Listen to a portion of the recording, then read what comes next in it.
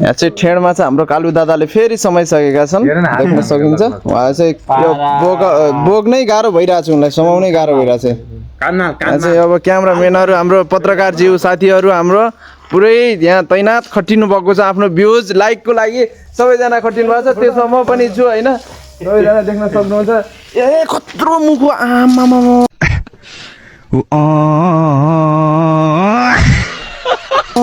हेर्न सक्नुहुन्छ भित्रै केही देखिँदैन यार देख्न सक्नुहुन्छ आमा दाँत हेर्नु त दाँत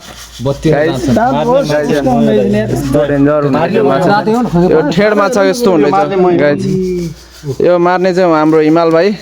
है खै यसको यो भित्रपट्टि हेरौँ न आमामा यो भित्र त खाली नै छ त है भित्र त के अर्कै रहेछ त यार यो पुरै ओडार छ ओडार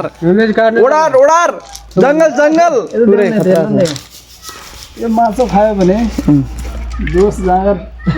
जाँगर अरू के फरक किसिमको आउँछ होला होइन घर जानु मन लाग्छ होला फेरि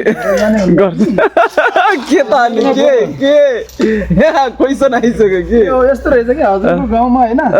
हाम्रो गाउँमा जस हजुरकै गाउँमा यस्तो माछा पायो यसको हेर्दा यो माछा हो कि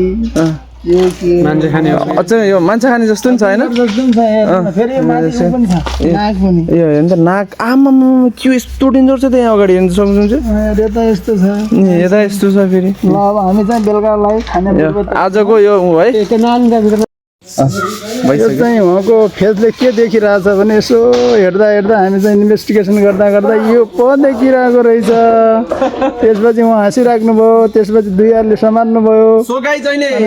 समथिङ 8-10 केजीको ठेड माछा मेरो हातमा परिसकेको छ एउटा मैले भिडियो बनाएर पोस्ट गरिसकेको छु भने फेरि अझ अर्को पुनः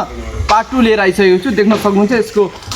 मुख हेर्न सक्नुहुन्छ गाइज यस्तो डेन्जर छ भित्र ओडाड छ होइन सो देख्न सक्नु यत्रो माछा छ आमा आज चाहिँ यसको शीतल आज भरे साँझको लागि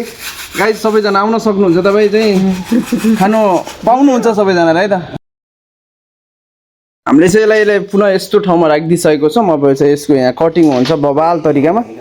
अनि हाम्रो आज चाहिँ मजाले आज हाम्रो मेसमा चाहिँ यो माछा पाक्छ है गाइज आज बबाल हुन्छ सबजना चाहिँ लाइक कमेन्ट सेयर गरिदिनु हाम्रो पश्चिमको बाबियाचोरदेखि अलि तलपट्टि भेरी नदीमा यति ठुलो माछा पाइएको छ ठेड माछा